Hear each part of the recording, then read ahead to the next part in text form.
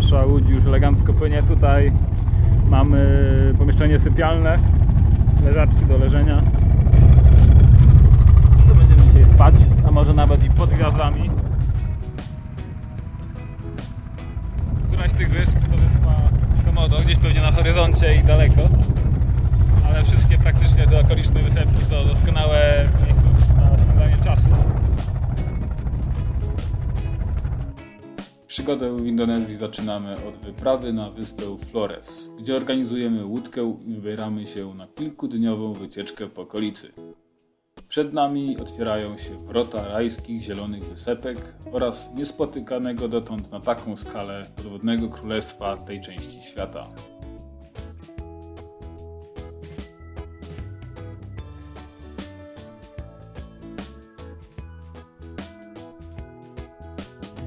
Wylądowaliśmy na jednej z wysepek jako punkt przystankowy, ładnie tu i kolorowo.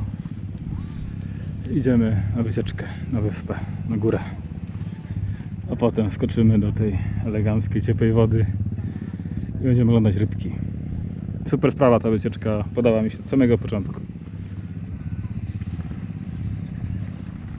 Zdrapaliśmy się na górę i mamy stąd elegancki widok, łódki zaparkowane, jest taki piaszczysty cypelek, gdzie przybijają łodzie z turystami. W Indonezji czeka nas całkiem nowy wymiar podróżowania, a cała przygoda zaczyna okładać się w doświadczenie, którego ani przedtem, ani potem nie było. Głównym powodem wejrzenia w ten zakątek kraju, leżącego na ponad 18 tysiącach wysepek, jest zobaczenie słynnych waranów z Komodo. Już w trakcie okazuje się, że smoki to tylko cząsteczka tego, co dane nam będzie zobaczyć.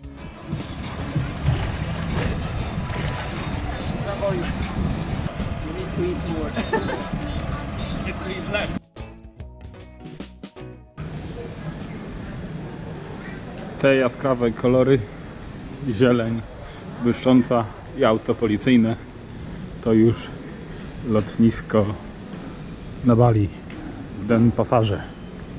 A my właśnie odtąd i stąd zaczynamy naszą podróż. Tym samym od razu latujemy, bo lecimy na Komodo. Lotnisko dość ładne i pogodne, dobrze zorganizowane. Można wymienić kasę, wyciągnąć z bankomatu, coś zjeść. Wszystko co trzeba tutaj jest do boju. Zauważyłem właśnie podczas tej podróży, podczas przylotu do Indonezji, to stosowanie napełniaczy wody, nawet wody ciepłej, do robienia zupek. Jest to wszędzie, jest tego mnóstwo. To coś, na czym europejskie lotniska mogłyby się wzorować. Poza tym tak właśnie wygląda na przykład zaaranżowany sklep na lotnisku. Nie wszystkie podwieszane sufity i ściany gipsowe wszędzie gdzie można i kasetony, tylko naprawdę z pomyślunkiem, z wizją, z zaangażowaniem zrobiona całość. Do Indonezji przybywamy w połowie kwietnia na ponad 2 tygodnie.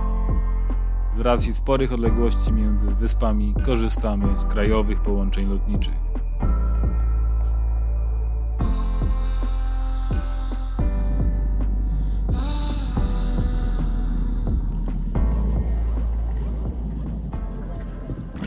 Pływamy od miejsca do miejsca i oglądamy rybki. Ta wycieczka naprawdę cudo. Już jesteśmy na jakieś 2-3 godziny, ale to były pieniądze, które są warte wydania i chętnie wydałbym je drugi raz. Już na samym początku tak mówię. Mam nadzieję, że nic się nie zepsuje. Kompanami naszej wycieczki była para zajmująca się filmowaniem i fotografowaniem podwodnego świata, a także prowadząca stronę internetową o miejscach i sprzęcie do tego przeznaczonym. Od razu znaleźliśmy wspólny polsko-węgierski język i skierowaliśmy wycieczkę na tory morskich eksploracji, bardziej niż zakładaliśmy to na początku. Okolice Parku Narodowego Komodo charakteryzują się niezliczoną ilością miejsc do snurkowania, małymi rajskimi wysepkami oraz bezkresem oceanu, gdzie można poczuć się jak odkrywca nowych lądów.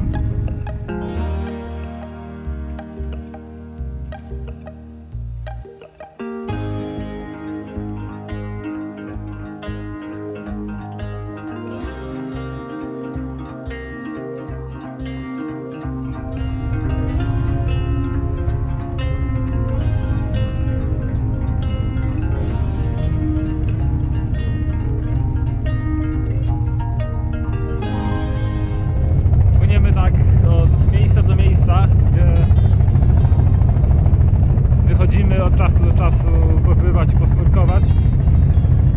Mijamy kolejne wyspy, kolejne łodzie. Wycieczkę organizowaliśmy przez biuro. Umówiliśmy się z jedną jeszcze parką i wynajęliśmy wspólnie prywatną łódź. Koszt to 8 milionów mniejszych pieniążków za 3 dni. Co równa się temu pod ekranem? Jest to sporo, powiem szczerze, ale też to, co się otrzymuje, to też dużo. Sama idea pływania taką łodzią przez 3 dni to już jest naprawdę dużo pieniędzy, które musi to kosztować, bo załoga stanowi 3 osoby plus paliwo, łódź, jedzenie. Trudniej byłoby to chyba robić dużo taniej.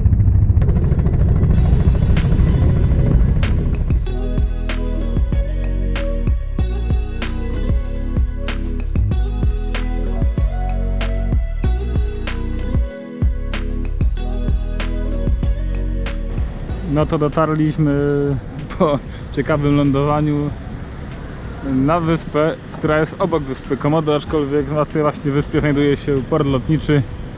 Cała infrastruktura związana ze smokami Komodo to właśnie na wyspie obok, nie na wyspie Komodo.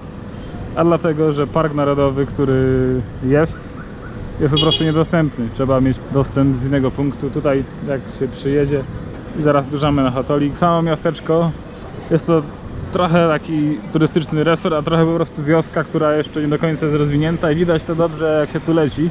Mnóstwo domków i takich po prostu swojskich posiadłości. A to już całe miasteczko Labuan Bajo, tak się to pisze, a jak wymawia, to nie mam pojęcia. Wkroczyliśmy w nie, aby znaleźć jakąś opcję wycieczki na jutro. Jest tu mnóstwo firm, które organizują rejsy łodzią, wycieczki, naglądanie smoków, przy okazji na nurkowanie i do pewnych atrakcyjnych punktów. Roi się tego, można powiedzieć. A przy okazji zobaczymy, co się tutaj w ogóle dzieje. Jak na razie jest straszny ruch, ale uśmiechnięci i machający co chwilę mieszkańcy nas pozdrawiają. Idziemy zobaczyć, co słychać. Miasto dopiero wznosi się do tego, czym ma być. Tutaj budują ogromny naprawdę budynek, który już niedługo będzie pewnie wielkim hotelem i resortem. Szukanie wycieczki opiera się do tego, że łazimy od biura do biura i pytamy, co, za ile, jakie opcje. Trudno jest naprawdę stwierdzić, co jest fajne. I tutaj przydałby się internet, gdzie można byłoby zobaczyć opinie. I robiłem to wcześniej, patrzyłem na opinie wcześniej i zaszliśmy też do tych biur, które były polecane. No ale jakoś teraz w tych biurach specjalnie nie wyróżniają się na tle innych i zastanawiamy się, co tu robić. Jeszcze chwilę się pokręcimy i zobaczymy, na co padnie, jak to się skończy. Idziemy do portu. Wszystkie łodzie, które organizują i na których pływa się po wycieczkach, właśnie tutaj chyba dzisiaj stoją. Przypłynęły, czekają na jutrzejszy dzień, albo właśnie dopiero też przybijają do brzegu. Ładna zatoka, gdzieś z wody wyrastające wysepki, zachód słońca powoli się zbliża. Jest to brama do Komodo.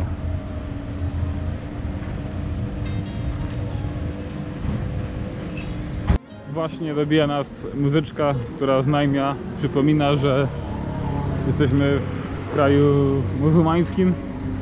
A jak z takimi krajami, to są pewne rygory, tak jak na przykład ubiór, który raczej należy, żeby był taki, jak ta religia wymaga, czyli długie rękawy i coś w zasadzie przeciwieństwo do tego, co Ola jest ubrana, ale dopiero się uczymy. Z kolei na przykład Bali to religią dominującą jest hinduizm i tam już takich zasad nie ma, ale na przykład Lombok i tutaj to, jak widać i słychać, jest islam. I patrzcie, polska flaga, która wygląda tak samo jak indonezyjska. Przy ulicy Portowej rozkładają się już stoiska z jedzeniem. Na pewno będą grillować rybki i grillowane rzeczy, bo tutaj port. Już czuję zapach tego uroczyska. Ale jeszcze chwilę im zajdzie, żeby gdy zajdzie pierwsza gwiazdka, odpalić pełną petardą, wszystkie płomienie.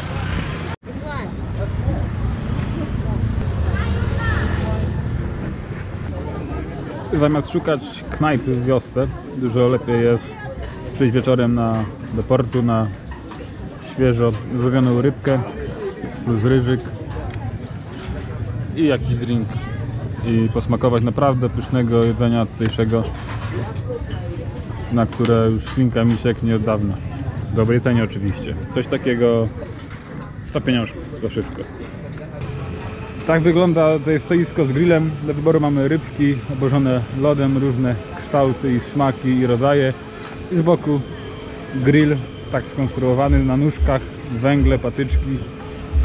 Na nim w takich jakby klatkach drucianych kładzie się rybki, które się smażą i następnie podaje się na stół. Naprawdę bardzo dobra rybka. Jestem zachwycony. To, co możemy zdobyć na Fish Markecie, zauroczyło mnie niezmiernie, dlatego już drugi raz spożywamy tu posiłek, więc tak, podchodzimy tam do okienka, jak już mówiłem, bierzemy co chcemy i oto te produkty. Tu na przykład rybka grillowana, tutaj mątwa, do tego warzywa tutaj w centralnym punkcie i jeszcze talerz krewetek. Wszystko to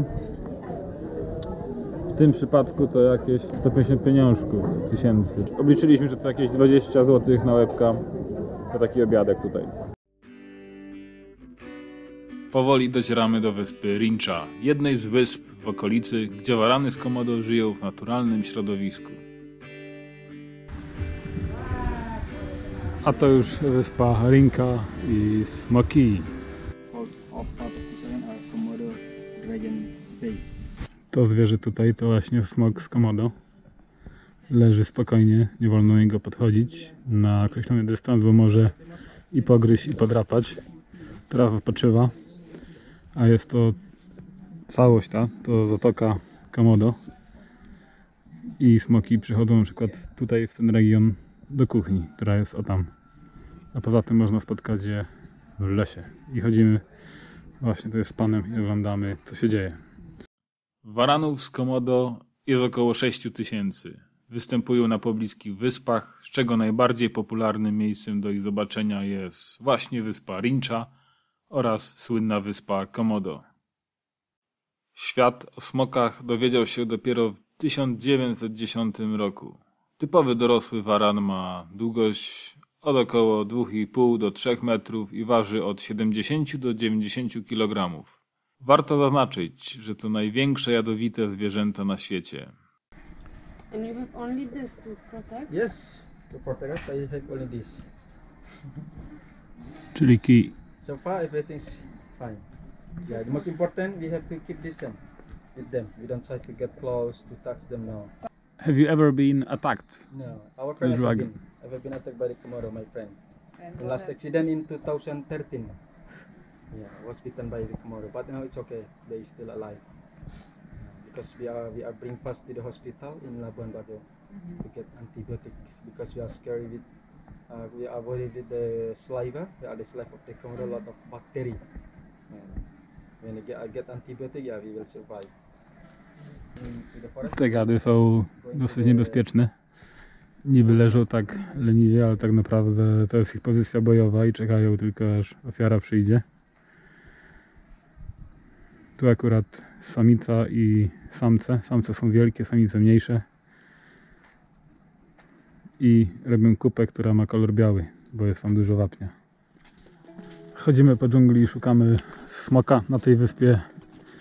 Czyli na wyspie Rincha żyje ich około 1500 sztuk. To ciekawe, smoki składają jaja i to jajko czeka mniej więcej tyle co ludzkie na wydobycie i wyklucie się. Jajka są składane w dziurach, a samica kopie jeszcze kilka dodatkowych dziur, żeby zamaskować dziurę tą prawdziwą, żeby ukryć jajka przed potencjalnym złodziejem, który je zje. Smoki to takie zwierzęta bez skrupułów. Zjadają nawet często i swoje młode, siebie nawzajem. Gdy te małe się wyklują, to od razu spylają na drzewa. Czasami coś zjedzą, i znowu na drzewko i tak mniej więcej przez rok czy dwa sobie obsują okupa. Yeah, dangerous. You was eating or not? No, waiting. I think waiting for tourists.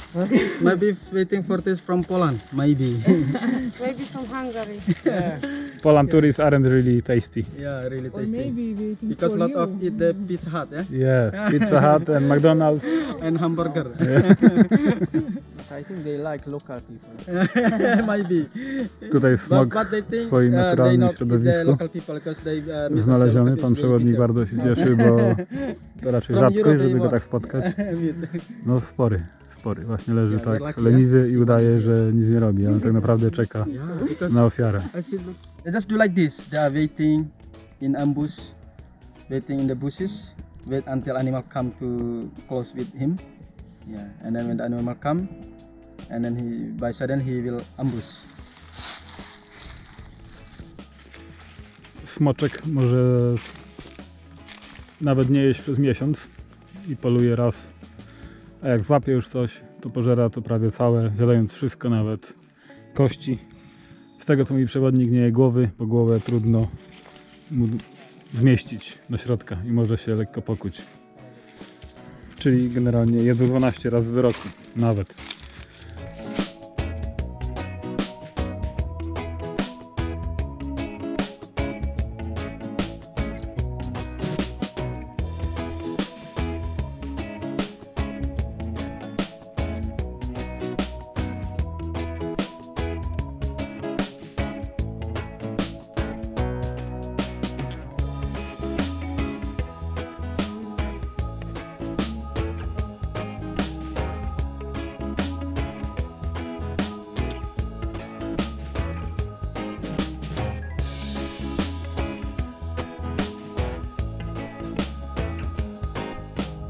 Pod koniec dnia wszystkie łódki zmierzają w jedno miejsce, żeby zobaczyć zachód słońca.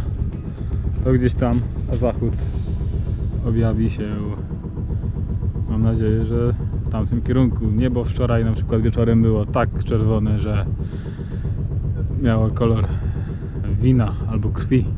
Zobaczymy jak będzie dzisiaj, ale podejrzewam, że podobnie. Niesamowite są tu widoki, woda, no i ta atmosfera. Można i wypocząć, i coś porobić.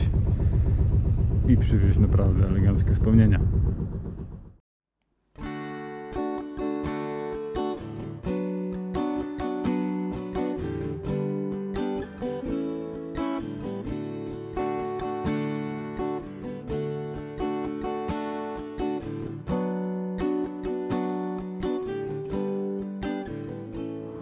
A to z kolei miejsce, gdzie można zobaczyć latające lisy.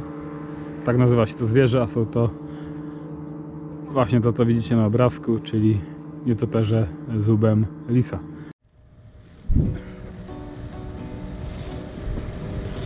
A to już latające lisy. Nietoperze, ale naprawdę są wielkie, jak orły.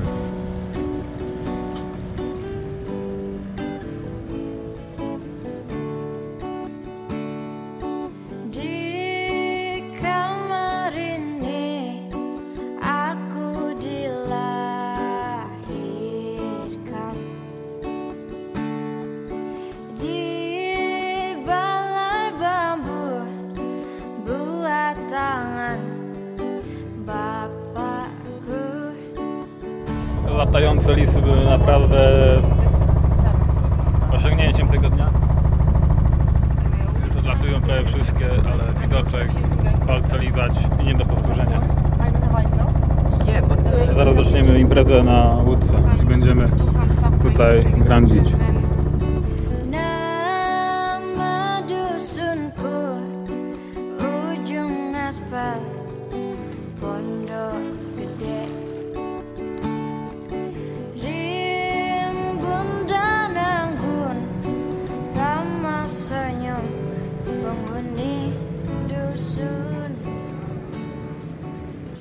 A to nasz hotelik w miasteczku i żeranda przed nim. No i równie przyjemny widoczek na pagórki okoliczne. Port tam i tam też wody oblewające wyspę. Bardzo zielono, przyjemnie, cicho, relaks i wakacje. Spotykamy się teraz konkretnie, podróże z Maciejem. Witam wszystkich w Indonezji w zasadzie. Dopiero kable do mózgu zostały mi podpięte po porządnym wyspaniu się, bo wczoraj chodziliśmy tutaj jak takie nemaki, ale mimo wszystko zdążyliśmy zabukować, uwaga, amatorka, całkiem niezłą wycieczkę.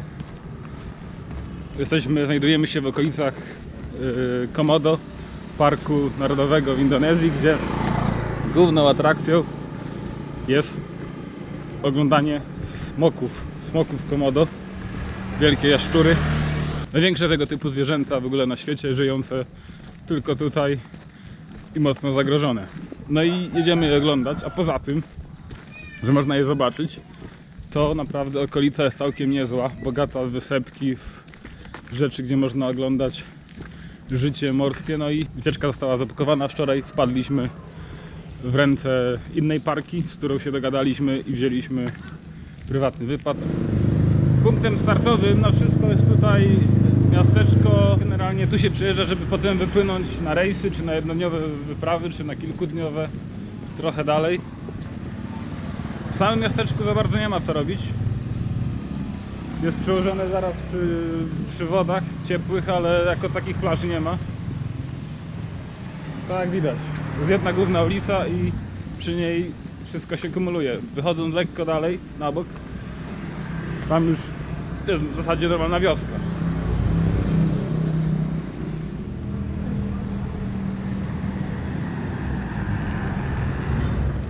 A to porcik, skąd wyruszamy na wycieczkę. Po strasznie długich negocjacjach w końcu się dogadaliśmy z naszymi gośćmi. Otwiera się fajny widok na okolice, wysepki wyrastające i wyłaniające się z wody, łódeczki na horyzoncie. Port, jednym słowem.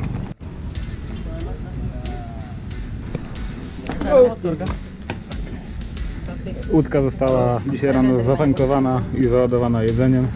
Odbijamy powoli od brzegu i wyruszamy na głębokie wody. Nasza załoga to kapitan, tutaj po lewej to jest ziomek z biura i ten jeden z tyczką to pomocnik. Z reguły łodzie wycieczkowe tutaj składają się z pokładu na dole, gdzie jest z tyłu kuchnia, jakieś pomieszczenia, kibel, z przodu przestrzeń otwarta i często mają też pokład na górze, gdzie jest taki namiot sypialny i też taras, z którego można albo skakać, albo na nim leżeć, albo po prostu siedzieć i obserwować widoki. Silniki odpalone w drogę.